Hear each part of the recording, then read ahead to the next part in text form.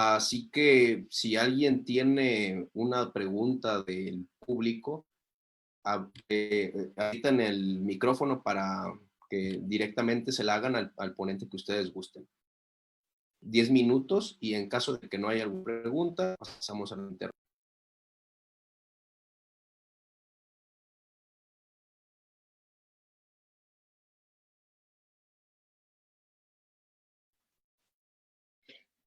Si me permites, Alfredo, por ahí la magistrada Campuzano plantea una pregunta en el chat. Y gracias. Ya está ahí en el chat, si pudiera leerla. Gracias, doctor Béjar. Por nada. ¿Cuál sería la ventaja para el gobernado entender que el derecho administrativo es un sistema que puede concebirse separado del derecho común, considerando las explicaciones a la idea de que el derecho común incorpora contenidos de la teoría general del derecho? A ver, no es una pregunta fácil, debo decirlo. Voy a tratar de construir una idea razonable. A ver, hay que entender que a lo mejor no me expliqué del todo claro. El derecho común del derecho público es el derecho administrativo. ¿Qué ventajas tiene? Que es un derecho por definición noble. Desafortunadamente, como lo dijo el magistrado Lucero, el maestro Lucero, de repente nuestros juzgadores se ven en la necesidad de negarles un derecho a los administrados, a los gobernados, cuando saben probablemente, no digo que siempre, pero en algunos casos seguramente se quedaron con la sensación de que estaban haciendo algo que no era justo. Y esto creo que también lo podemos hacer extensivo a los magistrados del Poder Judicial. Hace muchos años que fui funcionario judicial, recuerdo con el juez para el que yo trabajaba, que en más de alguna ocasión discutía, cuando veía el caso dice, esto es una injusticia, pero es lo que tengo que fallar. ¿Por qué? Porque así está la jurisprudencia, porque así está planteado el caso. Y efectivamente el juez anglosajón tiene mucha más soltura con eso.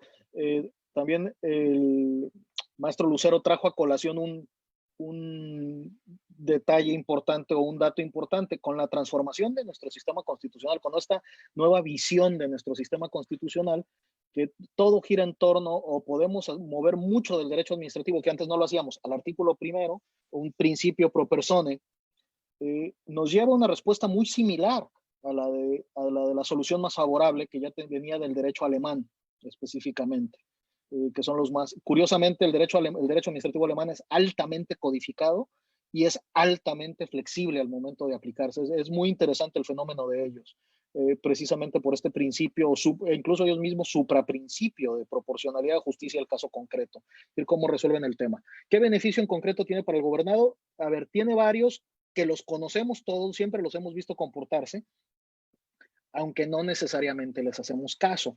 Primero, entender que la administración pública puede romper con esa nomodinámica, o debería romper con la nomodinámica estática que tenemos normalmente y hacer una interpretación más flexible a favor del particular.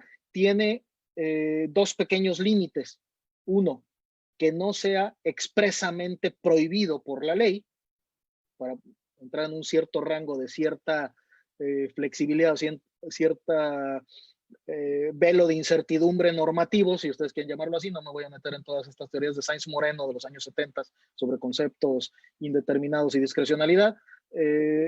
Y la otra es que no afecte a terceros en sentido negativo. Entonces, sí, con su decisión puede moverse un poquito de la norma, puede tener cierta flexibilidad y eso va a permitir una decisión más justa. Y no está afectando a terceros, pues no hay ningún problema en cuanto a que se pueda proceder de esta manera. Hay que entender que como estamos hablando de un sistema, tiene que entenderse en un tono global. No sé si alguno del público trabaja en órgano interno de control, para que nada más no me vayan a tomar por el lado equivocado mi comentario, pero tampoco se trata de tener órganos internos de control que se la pasen viendo moros con tranchetes. No es el caso de muchos, pero sí me ha tocado ver más de algún caso cuando solía ejercer la materia, que sí verdaderamente parecían cacerías de brujas, ¿no? Entonces tiene que entenderse sistémicamente que es el funcionario operador con el funcionario que lo está fiscalizando, superior jerárquico, y obviamente el juzgador que tiene que tener la flexibilidad necesaria para entender esto, y en esto me parece que incluso podría beneficiarse en disminuir el impacto para el Poder Judicial, que sabemos que la maquinaria del Poder Judicial Federal es bastante cara y bastante compleja ya de suyo, y en la medida en que se tenga una resolución originaria mucho más sana, mucho más justa, me parece que esto podría llevar a una disminución también de la tramitación de los amparos, que me parece que nuestro sistema ha sido verdaderamente abusivo. No quiere decir que esté en contra del amparo, ni mucho menos. Simplemente hay que entender que, y lo vemos en la práctica, el amparo ya se convirtió en una instancia ordinaria. Aquella definición que nos daban de amparo como instancia extraordinaria parece que ha dejado de serlo hace mucho, ¿no? Yo recuerdo cuando litigaba, tenías que ir preparando desde el recurso de revisión, ya tenías que estar pensando en el amparo, precisamente por la misma dinámica de la práctica. Entonces, me parece que entender, y esto va muy de la mano también con el principio de buena fe, tener buena fe de la administración hacia los administrados y de los administrados hacia la administración. Es un camino de doble vía. Me parece que aquí es donde juega un papel fundamental. Por otro lado, el saber flexibilizar los conceptos y entender la dinámica. En concreto,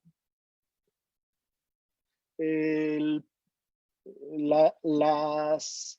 idea del interés general, que era donde quería aterrizar, perdón.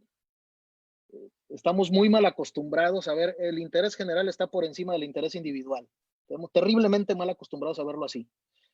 Como siempre lo he dicho, afortunadamente, o por lo menos hasta el día de hoy, no nos hemos convertido en un país comunista. Entonces, no, esto es un error de apreciación. El interés general no está por encima del interés particular. Si tú rompes con el interés particular, estás rompiendo con el interés general. Son los dos lados de la moneda. Lo que pasa es que en el derecho administrativo tratamos con individualizaciones del interés general. Entonces, siempre van de la mano. Entonces, hay que encontrar ese matiz que el derecho administrativo tiene, o el derecho público en general tiene, del interés general y su vínculo inmediato con el interés individual o interés particular, no lo tiene el derecho privado. El derecho privado habla de dos intereses particulares o dos intereses individuales. Incluso si nos vamos a las teorías de Díez-Picasso, perdón, a lo mejor voy a decir una tontería porque la última vez que yo estudié Derecho Civil fue en el año 97 cuando cursé la materia civil en la universidad, así que ustedes me disculparán si digo una tontería. Pero las teorías de Díez-Picasso que hablan de que hay un interés individual de cada una de las partes, hablan de un interés de la obligación, hablan de un vínculo de la obligación por encima de las partes. Me parece una franca exageración, pero seguramente en el derecho civil tendrá su aspecto interesante, pero me parece que en el derecho administrativo tenemos muy claro los dos intereses que juegan, el interés general y el interés individual. En la medida en que estos dos entendamos que son dos caras de la misma moneda, nos permite que el derecho administrativo se comporte de manera mucho más natural sin estar teniendo que ir a otro sistema. Insisto, y mi querido maestro Delgadillo, que abro la oportunidad más para agradecerle sus palabras, verdaderamente me siento, me dejó sin palabras sus deferencias hacia mi persona. Lo dijo muy bien, muchas de las instituciones las tomamos prestadas del derecho civil.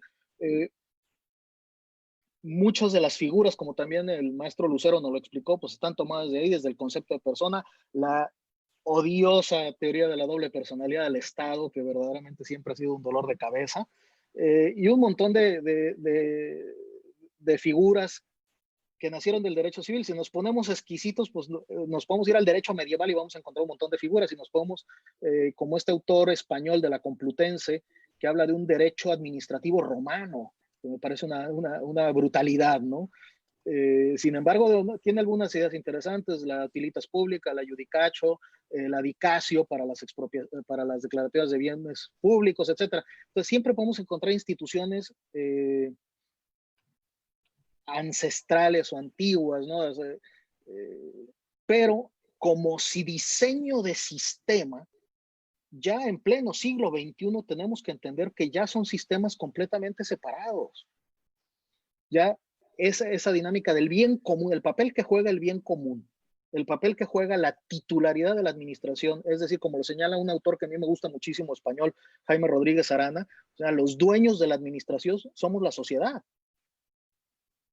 Y la función de ellos es llevarnos a satisfacer el bien común, aunque si no les gusta porque les suena medio raro, pues como decía Groucho Marx, estos son mis principios, pero si no hay otros.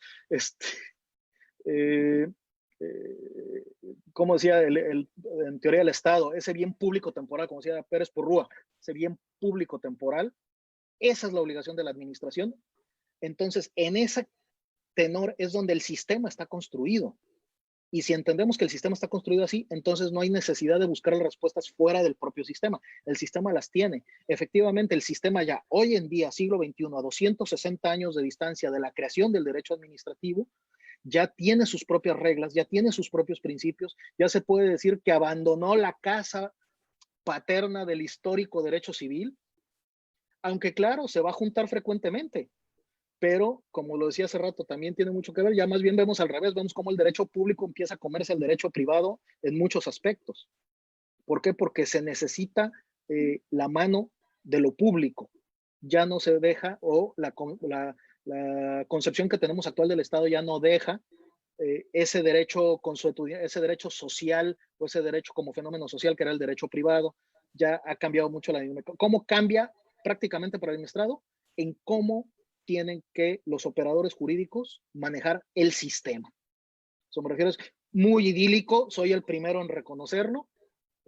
El factor burocrático, el factor político y el factor jurisdiccional, sin agraviar, por supuesto, juega mucho papel en cómo se tiene que interpretar, pero hay que entender cómo se debe comportar el sistema. Y ojo, es un sistema que incluso es más antiguo al tema de derechos humanos.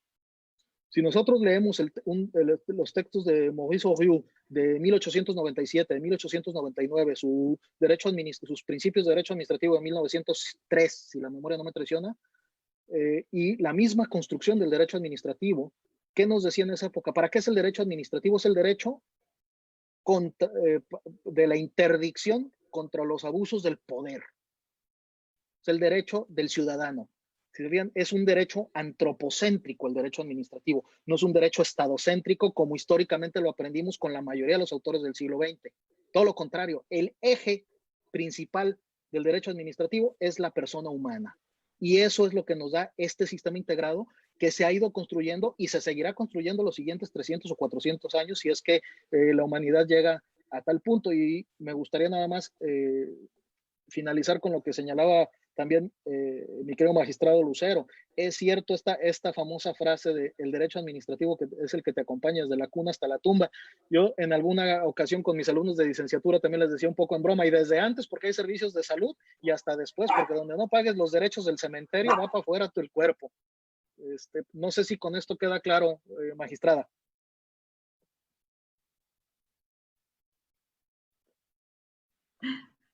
Muchísimas gracias, doctor. Gracias por su explicación.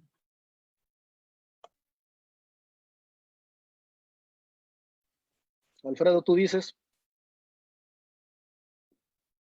El maestro Carlos Villanueva también tiene una pregunta. Le dejo el micrófono para que se los realice. Muchas gracias, muy amable. Quisiera plantear una pregunta para mis queridos maestros, el magistrado Lucero y el magistrado Delgadillo. Me gustaría escuchar su opinión, por supuesto, sin comprometerlos. Conforme se ha venido estableciendo en México el modelo de Estado regulador en algunos sectores, se aprecia una tendencia a desplazar a la jurisdicción contencioso-administrativa y a reservar la tutela de los derechos en juego a la vía del juicio de amparo. ¿Cuál sería su opinión sobre este fenómeno? Y en un segundo punto, me interesaría mucho conocer su opinión sobre este mismo fenómeno.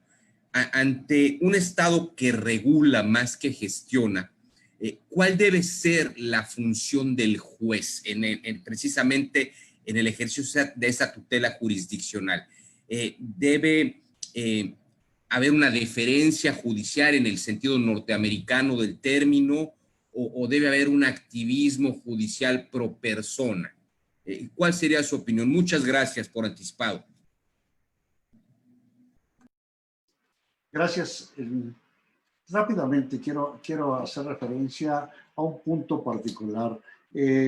Siempre me he manifestado como resultado posiblemente de mi desarrollo y actividad profesional, personal, por la especialización en el ámbito jurisdiccional para el aspecto contencioso administrativo.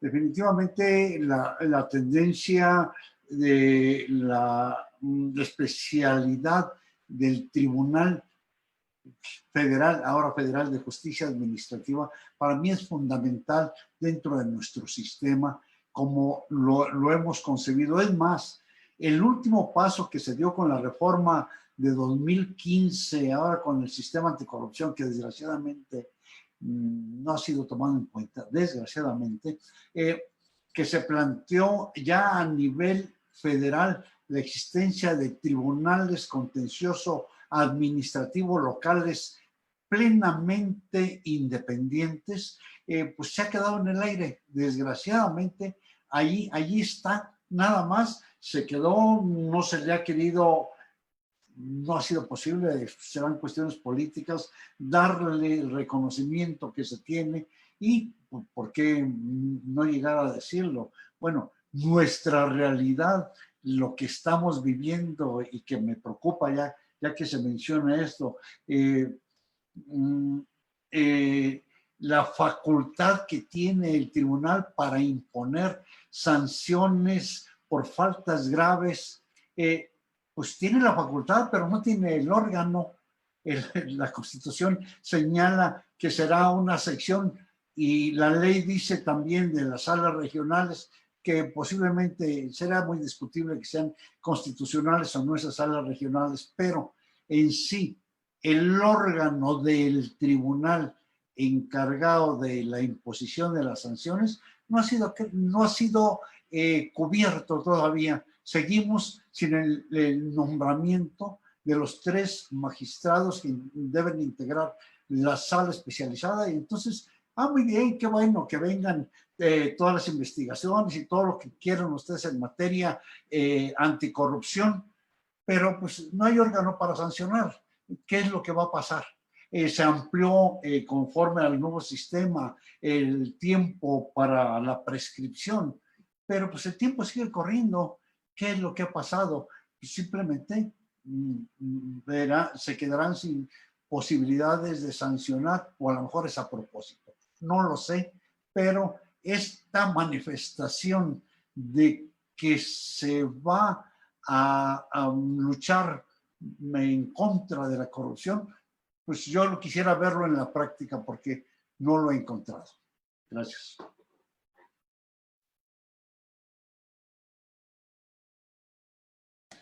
Muchas gracias, doctor.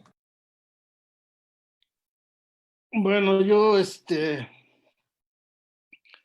lo relativo a la, pues digamos, pérdida de competencia o que va perdiendo competencia el tribunal en relación a los órganos reguladores, a mí se me hace de alguna manera grave, porque, bueno, quiero comentarles que primero creo que habría que reformar la ley y la Constitución para que la jurisdicción contenciosa administrativa en nuestro país no solamente tenga a uno de los sujetos a la administración pública, pero en sentido formal, sino debería hacerlo en sentido material, es decir, todos los órganos, independientemente del poder donde se encuentren, o de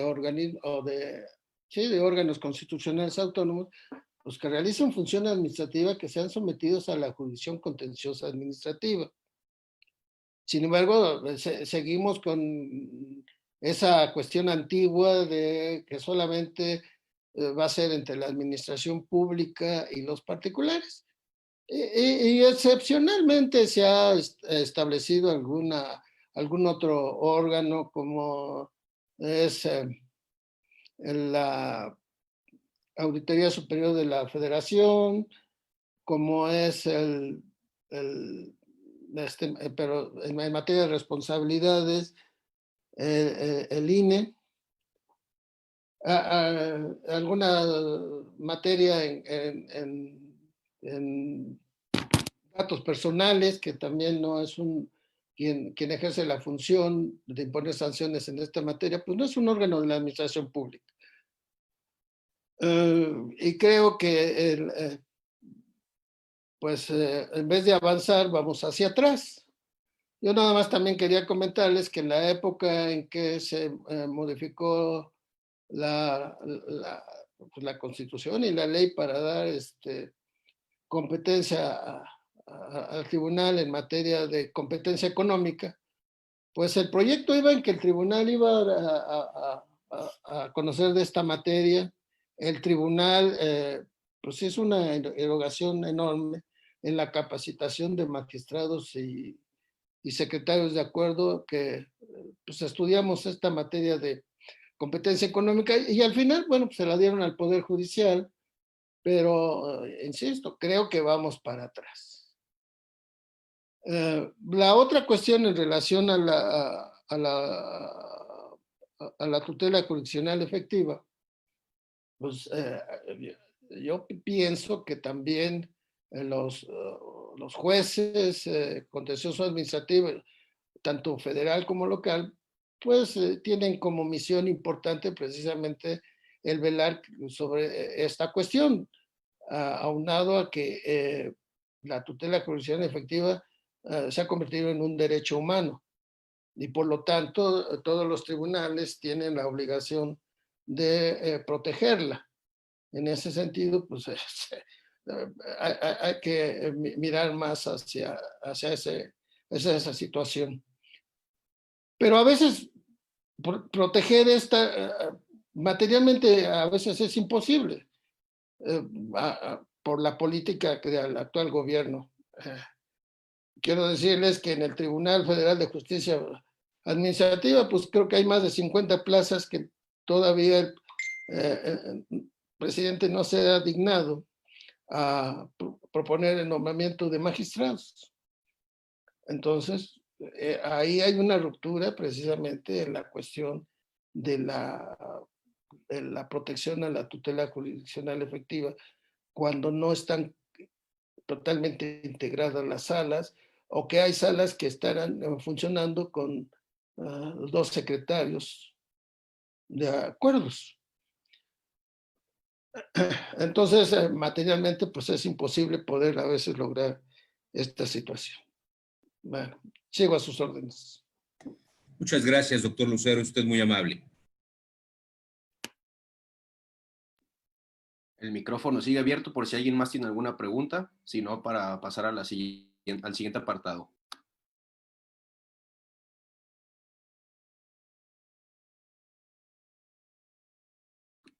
Bien, pues agradezco a la magistrada Campuzano y al maestro Carlos Villanueva por sus preguntas.